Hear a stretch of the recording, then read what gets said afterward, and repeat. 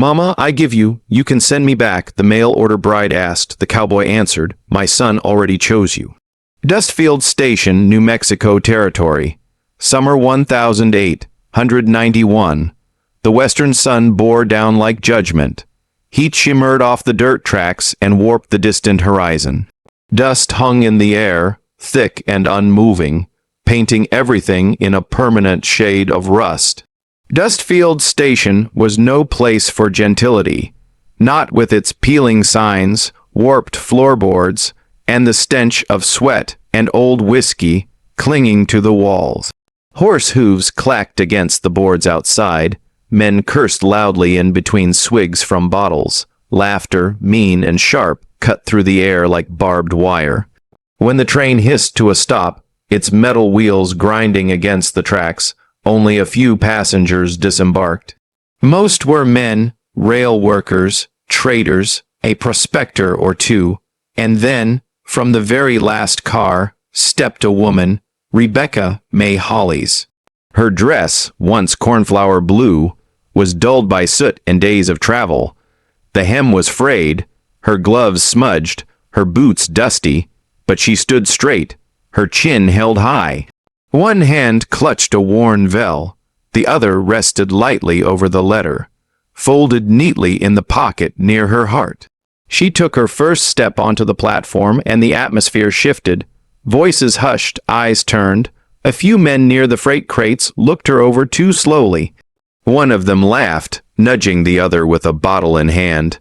"Mail bride," he snorted. "Poor soul, doesn't know what she's walking into." Rebecca ignored them, but the sting settled beneath her skin. The only other women in sight were leaning against the saloon porch, corsets tight, faces painted, eyes tired. One of them glanced at Rebecca and gave her a long, quiet look, half warning, half pity, before turning away. Rebecca's heart beat harder. Still, her steps did not falter. She searched the faces, looked for someone holding a sign or tipping a hat, looked for him, but there was no one. Then a voice, deep, low, hesitant, cut through the noise behind her. Rebecca Hollies, she turned. The man standing a few feet away was tall, sun-browned, with the hard look of someone used to silence. Weston Tate. His shoulders were wide beneath a dusty coat, his hat shadowing his eyes. He looked like the land itself, carved, weathered, and quiet. His gaze held hers a moment too long. "I never sent for a bride," he said.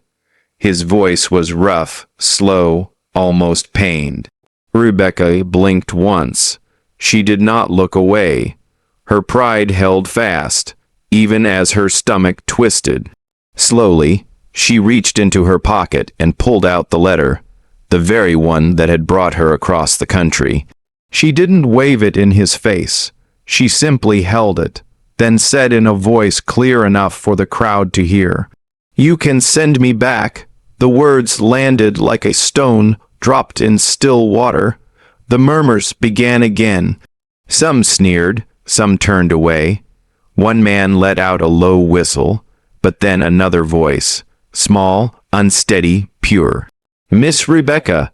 A boy stepped out from behind a wagon, barely 4, blonde curls tasseled, boots too big for his feet. His cheeks were flushed, his eyes wide. He didn't run to her. He didn't speak again. He just walked up beside her, then stepped in front of her, standing between her and the crowd, small arms stiff at his sides like he could protect her. Weston stared first at Rebecca, then at the boy, Tommy. It all came together in an instant. The envelope, the writing, the name signed at the bottom. His son, his boy, had sent that letter. Weston exhaled slowly. He looked at the faces gathered around, then back at Rebecca. Shame flickered through him, but also something else, something steadier. He didn't reach for her. He didn't apologize. Instead, he lifted his head and said firmly, "My son already chose you." And just like that, in the eyes of the town, the matter was settled. He hadn't claimed her out of love, but he had claimed her all the same. A few hours after the confrontation at the station, Dustfield's slow-moving streets were thick with whispers. Nothing drew out the townspeople like the arrival of an unexpected woman, especially one who had been claimed in public, yet walked away alone. Rebecca did not ride back to the ranch with Weston. He had not offered, and she had not asked. He could not. Not with the town watching. Not with eyes peering out from behind curtained windows and voices already spinning stories faster than truth could travel. Even Weston Tate, with his calm certainty and rooted sense of right, didn't know what came next. And until he did, he wouldn't risk bringing her into his home under a cloud of speculation. The town split quickly into camps. Some said she must be his wife now after such a declaration, and he ought to bring her home or risk shame. Others insisted she was a con artist, a woman from the East, here to trick a grieving widower into surrendering his land. Still others, mostly older women and drifters, simply didn't want the disruption. They didn't like how she dressed, how she held herself, how she refused to wilt. Too proud for a mail-order girl, one woman whispered. Too polished. In the face of all that noise, Weston did what he believed was decent. He arranged for Rebecca to stay at the only room available in town, a narrow second floor lodging above the Dustfield saloon. It was not a place for a lady, but there were no inns, no boarding houses, and no homes willing to take her in. He paid in advance and gave her the key without comment. The room was cramped, the window cracked, the bed narrow. The thin walls did nothing to muffle the sounds below. Piano notes struck too hard, laughter too loud, boots stomping, and bar stools scraping until long past midnight. Rebecca said nothing. She did not cry. She did not accuse. She unpacked her few things with silent dignity and placed the letter, the one that brought her here, on the table by the window. Then she sat in the only chair in the room and looked down at the street below, where men stumbled out of the saloon and shouted to the night. She kept the oil lamp burning late. It glowed like defiance behind the glass. Down below, Weston did not ride home. He stayed. He borrowed a horse from the sheriff under some vague excuse and tied it up beside the saloon. Then he took a seat on the bench under the overhang, just far enough to stay dry if it rained, just close enough to see the light from her window. He did not go upstairs. He did not speak to anyone. He just sat there, back straight, arms resting on his knees, eyes fixed on the second floor. He watched the lamp flicker. He listened to the town go quiet, and he did not leave until the light went out close to dawn. The next morning, Rebecca opened her door and stepped out onto the creaking landing. Below her, the bench where Weston had sat was empty now, but a rough wooden chair sat nearby, dragged up during the night. Its seat was worn smooth, and when she touched it, it was still faintly warm. She looked at it for a long time. He hadn't come up to comfort her, hadn't promised her safety or affection, hadn't said a single word, but he had stayed. And in Dustfield, that meant more than most men's declarations. Rebecca stepped back inside, closed the door behind her, and let the morning sun fall across her face. She was still a woman without a title, still adrift in the eyes of the town. But she was not alone. And for now, that was enough.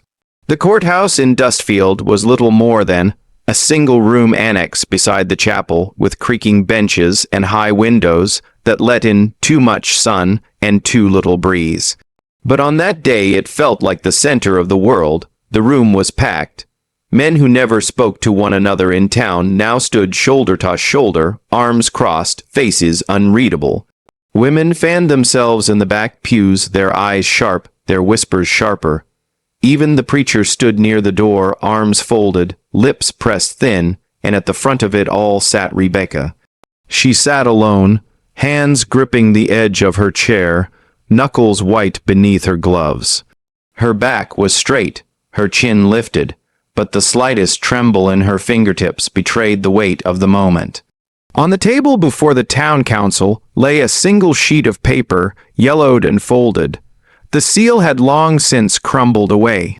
One of the councilmen, a gaunt man with a sour mouth and a loud voice, tapped the letter with his knuckle. "This," he declared, "is what brought her here.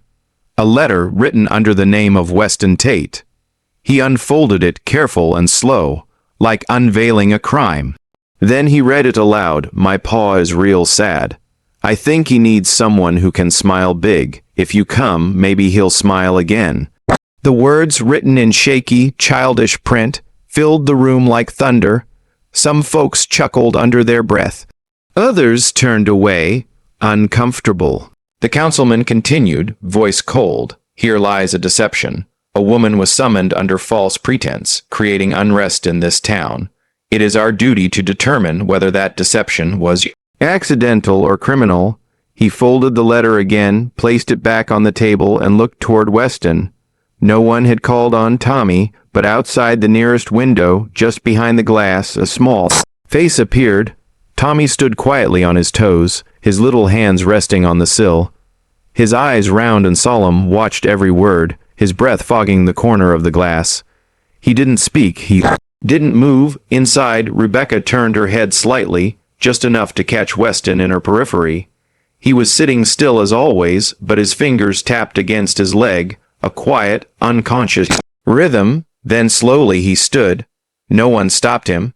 He walked to the front of the room, boots thurring against the wooden floor. He didn't look at Rebecca. He didn't look at the crowd. He looked only at the letter, and then he spoke. "The letter carries my name," he said. "That's enough. I accept the fault." A rustle moved through the crowd. "You admit," one of the councilmen asked, "to misleading this woman?" "I admit the letter was sent under my name," Weston replied, voice low but firm. "And I accept what comes with that." Another man leaned forward. "Even if it cost you your reputation, your trade, your standing in this town." Weston's answer was calm. "She came here in good faith. That deserves honor, not punishment." The verdict came after a hushed discussion. Weston would pay a fine. More than that, he would be suspended from all cattle trading and sales within the region for 6 months, an enormous loss for a rancher in the height of season. Weston nodded once, then he turned to the room, gaze level, steady. "She doesn't go," he said. "I do." And with that, he walked back to his seat, sat down, and folded his hands. He didn't glance at Rebecca, but she was already looking at him. No one clapped. No one spoke because they all understood. He hadn't done it for love. He had done it because it was right, because she deserved someone to stand even when the ground shook beneath them.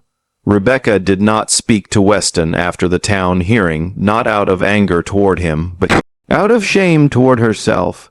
She had walked into Dustfield on her own 2 feet, carrying her story, her choice, and her name.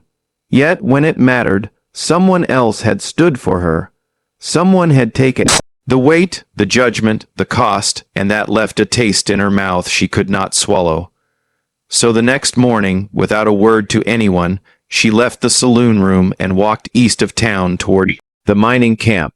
No stagecoaches went that way, no carriages, only rickety wagons and mule tracks through dry scrub and loose rock. But she walked it all the same, at the edge of the settlement, where shanties leaned against one another like drunkards and children ran barefoot through smoke. She found what she was looking for. A broken barn, 3 walls standing, no roof, and the smell of rust and ash. A woman tending a cook fire nearby gave her a sideways glance. Rebecca stepped forward. "I used to teach in Baltimore," she said, voice calm. "I can teach here too." The woman snorted. "Ain't no school here, lady." "There will be," that was all she said. No one helped. She swept out the old barn with a tree branch. She gathered crates for chairs. She used coal from the fire pits. Draw letters on broken slate. For 3 days the children only watched her. Then, one by one, they started to sit down. By the end of the week, she had a class, no pay, no lunch, no walls against the wind, but she had students, and that was enough. What she did not know What she could not know was that Weston Tate had been watching from a distance, and that on the 7th day he walked his black stallion, Shadow, the finest horse he had ever broken, down to the trading post. The buyer was from Arizona, and he paid in full in cash. Weston refused a commission, refused to name the reason, just said, "Take good care of him," then turned and left. That money found its way into the hands of the church, a sealed envelope, no signature. Inside was enough to fix the roof of the barn, enough for benches, slates, chalk, a real bell. The preacher delivered it to Rebecca 2 days later, saying only, "Seems God's found you a quiet benefactor." She was grateful but curious. Later that afternoon, while passing the Tate Ranch on her walk back into town, she noticed something. The corral was too quiet. She paused at the fence and looked closer. Shadow was gone. The space he always stood was empty. She stood there for a long while. That evening, she went to Weston's home. He opened the door, calm as ever, his eyes steady, his hands rough from the day's work. She didn't accuse him. She didn't ask why. She just stood on his porch and said, "You sold him." Weston didn't nod, didn't confirm. He didn't need to. She stepped forward, looked at him fully. "You didn't save me," she said, voice low. "You gave me room to save myself." And then she turned, walked back into the fading light, leaving him alone on the porch, the breeze tugging at his shirt. He said nothing, but he watched her until she disappeared over the hill, just as he always did. The sky turned gray without warning, casting the town in a cold, dull light. Clouds settled low, like the heavens themselves were holding their breath. A polished carriage rolled into Dustfield, out of place among the chipped wagons and mule carts. Its wheels moved with purpose, not the hesitation of a traveler, but the certainty of someone returning to claim what he believed was his. The man who stepped down wore a dark vest. His boots shined to a mirror gleam. A gold chain crossed his chest, anchored to a pocket watch. He checked with mild disdain. His coat did not hold dust. His eyes did not seek permission. They scanned the townsfolk like he was reviewing a staff or a ledger. He asked for no directions. He did not shout. He simply walked to the sheriff's office and handed over a bundle of documents. A marriage contract, a letter of engagement signed in Baltimore, a formal accusation of desertion, and a petition for moral review of Dustfield's response. When the sheriff emerged with him into the open air, his tone was cautious. "There's a man here claiming legal guardianship over Miss Rebecca Hollies." The town quieted. The man didn't wait for Rebecca to come to him. He turned toward the middle of Main Street and spoke like he was addressing a courtroom. "She is my responsibility," he declared. "By agreement, by family arrangement, and by every moral measure, she belongs with me." He didn't raise his voice. He didn't need to. Rebecca stepped into the street. She didn't look shaken. She didn't glance toward Weston's ranch or the saloon balcony where the eyes were already watching. She walked slowly, purposefully, and when she stopped in front of the man who once held her future like a deed, she lifted her chin and said evenly, "If I was yours, you wouldn't have to come this far." Something shifted in the crowd. No one cheered, but no one moved either. He held out the papers again. "The law is not optional in this territory." Rebecca's lips curled faintly. "It wasn't optional in Maryland either, and yet here I am." The man's confidence flickered just slightly. Then Weston stepped from the side alley, boots steady on the wooden planks. He said nothing at first, simply approached until he was within reach. He didn't speak to Rebecca, didn't confront the man. He placed one hand on her shoulder, firm, calm. She did not flinch. Then he looked at the man who had come to claim her and said quietly, "She stays because she chooses to. No threat, no need, just truth, spoken from a place deeper than pride." The man looked between them. For a brief second, he seemed to calculate how much power he truly had left in a town that did not bow to contracts written back east. And in that second, he realized he had already lost. The air felt lighter after the man from the east rode out of Dust Field, but nothing had truly settled. The storm had passed, yes, but it had left behind debris. No one dared move. Rebecca remained in the same room above the saloon. Her window faced the street, her curtains drawn half the time. The whispers no longer carried the sting of accusation, but their weight had not lessened. In the eyes of the town, she had been defended, yes, but not claimed, not truly, not where it mattered. She walked to and from the mining camp each day, taught the children with steady resolve, and helped the church organize supplies for the makeshift school. Her steps were even, her voice calm, but inside her something hung between waiting and weariness. Weston knew. He had watched her from a distance long enough. He found her inside the church, sleeves rolled, sorting through a crate of slates and old books. The air smelled of dust and wax. She didn't hear him enter, but when she looked up, he was already standing there, hat in hand, shoulders squared like he was bracing for a shootout. He did not greet her.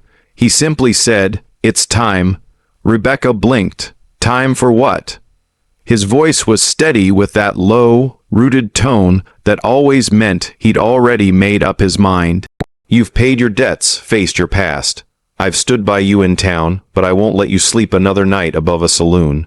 She frowned, straightening. "I am not your burden, Weston." He stepped closer, not aggressive, but unmovable. "You're not a burden. You're my choice." Her breath caught. Not because of what he said, but how he said it. No romance, no decoration, just a plain, stubborn truth. He turned and walked out, left the door open behind him. She followed. He rode ahead on horseback. She followed with her bag in the back of a cart lent by the preacher. No words, just the road. Dust between them, but not distance. When they reached the ranch, Weston dismounted first. He didn't point her toward the barn or a side room. He opened the front door of the house and took her. Release from the cart like it was the most natural thing in the world. No fanfare, no explanation. Inside the hearth had been cleaned, the floor swept. A small fire waited in the grate, and the faint scent of lavender drifted from the open window. A bouquet of wild flowers, yellow-petaled, mountain-grown, rested in a chipped vase by the sill. The same kind of flower planted beside his late wife's grave. Tommy ran in from the yard, dirt on his knees and hope in his voice. "Ma's home." Weston did not flinch. He did not correct him. Rebecca froze. Her fingers still clutched the strap of her bag. Weston said nothing, only carried the bag to the fireplace and set it down. Then he pointed toward the hallway. "You'll sleep in the big room. I'll take the office for now." She didn't argue. He added without turning back, "We'll figure the rest in time." Later, she walked into the kitchen and found the pots scrubbed. A bucket of fresh water set near the back door and the table cleared. There was a folded cloth, clean, unused, and beside it, a spoon carved from cedar, small, clearly meant for a child's hand. It hadn't been there before. That night, she stood in the doorway of the bedroom. It smelled of sundried linens and old pine. She sat on the edge of the bed, her fingers brushing the quilt stitching. She did not feel like a guest. She did not feel like a replacement. For the first time, she did not feel alone. Not in this house, not in the heart of the man who had never once said he loved her, because he didn't need to. The letter came folded in stiff parchment, sealed with red wax, and stamped with the insignia of the regional court. It arrived not by mistake, but by vengeance. Rebecca read it first, hands steady, eyes unflinching. Weston read it after her, jaw tight, the lines in his face deepening. The letter was a formal complaint filed by her former fiancé. It accused Weston of unlawfully harboring a woman under false pretense and coercing her into remaining in Dustfield. It was legal, it was cold, and it was meant to shame. A week later, a federal agent rode into town. He wore a tailored coat, carried a revolver that had never seen Dustfield dirt, and walked like he expected compliance. He came to question Weston Tate, but the town had changed. When the agent stepped into the saloon to ask for directions, he was met with silence. When he reached the church to look for records. He found the pews filled not with prayers but with people. Mothers from the mining camp, fathers who had seen their children read for the first time, the store owner. The old ranch hand and children too, their hands ink smudged from the letters they'd learned to write. Rebecca stood at the back. She did not speak. She did not need to. The preacher stepped forward, eyes firm, voice calm. That woman has done more for this town than anyone on your payroll. The agent, to his credit, listened. He reviewed the letter. He asked his questions. He walked the grounds of the mining camp school and saw the blackboard, the desks, the children practicing their names. He returned to his quarters and wrote a single-page dismissal. Voluntary relocation, no. Coercion, stable community contribution. With that, the file was closed.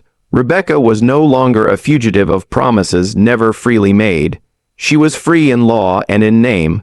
That night, the summer storm rolled in. Wind howled through the canyons, and rain washed the dust from rooftops and fields. A fence post near the barn collapsed under the weight of the wind. After the worst had passed, Weston went out with hammer and wire, working beneath a silver sky, still flickering with lightning in the distance. Rebecca followed, holding a lantern. She said nothing, just set it on the fence beside him and watched. Weston glanced up. His hands paused, his eyes met hers. I never asked properly, he said, but you're already my wife in everything that matters. Rebecca tilted her head, rain still dripping from the ends of her hair. Then let's say it out loud, she whispered. Not for them, for us. A week later, they stood beside the creek behind the ranch. The preacher stood between them, Bible in hand, his voice carried gently by the wind. Rebecca wore a plain linen dress, hand-sewn and sun-bleached. Weston wore a clean white shirt, ironed stiff but softened by his callous touch. Tommy stood nearby, holding a single sprig of lavender, face bright with quiet joy. There were no rings, but there were vows, words not shouted, not performed, but spoken from the marrow of gratitude, a promise of choosing each other, not just in love, but in the small hard work of staying. They did not need a crowd. The creek bore witness, and that was enough. 1 year later, the ranch looked different, not larger, not richer, but fuller. The garden behind the house was thriving. Rows of squash, beans, and tomatoes climbed the wooden lattice Rebecca had built with Tommy. There were chickens now, a fence, freshly painted, and a line of laundry swaying like prayer flags across the yard. Inside the front room, the old parlor had been turned into a schoolroom. 6 children came each morning, some from nearby homesteads, others from the mining camp. Rebecca taught them letters, numbers, and how to speak their minds kindly. Tommy, now 5, was the first to arrive and last to leave. One afternoon, as they stacked books and swept the floor, he looked up with wide eyes and said, "We built this place, didn't we, Ma?" Rebecca paused, a softness blooming in her chest. "Yes," she said, "we did." Weston still didn't speak much, but he passed through the house like a steady rhythm. His hands fixed broken drawers, chopped wood before anyone asked, and left warm bread on the table each morning. He touched Rebecca gently as he passed, a hand on her back, a brush of fingers along her arm, not out of show, but out of habit. They never needed to say they were husband and wife. They simply lived like it. Each morning began together. Each evening ended with the 3 of them beneath the same roof, with the same silence that now felt like peace. One day, Rebecca hung something new on the wall of the schoolroom, a wooden frame, hand-carved, holding a single yellowed letter. The handwriting inside was crooked, childlike. "My pa is real sad. I think he needs someone who can smile big." A little girl with a missing front tooth pointed at it. "What does it mean?" Rebecca smiled, her hands folded in front of her apron. "It means someone believed love could fix something. Grown-ups forgot how to heal." The children didn't fully understand, but they were quiet for a moment, looking at the letter like it might answer something they hadn't yet learned to ask. That evening, as the sun melted across the plains, Rebecca sat on the porch beside Weston. Tommy lay between them, drowsy from the day, his head on her lap. The wind was soft. The sky stretched wide and orange, brushing the edge of the world. Weston reached over and took her hand. He didn't squeeze it. He just held it there like he meant to. Like he would. They didn't speak. They didn't need to. The house stood behind them, warm and alive.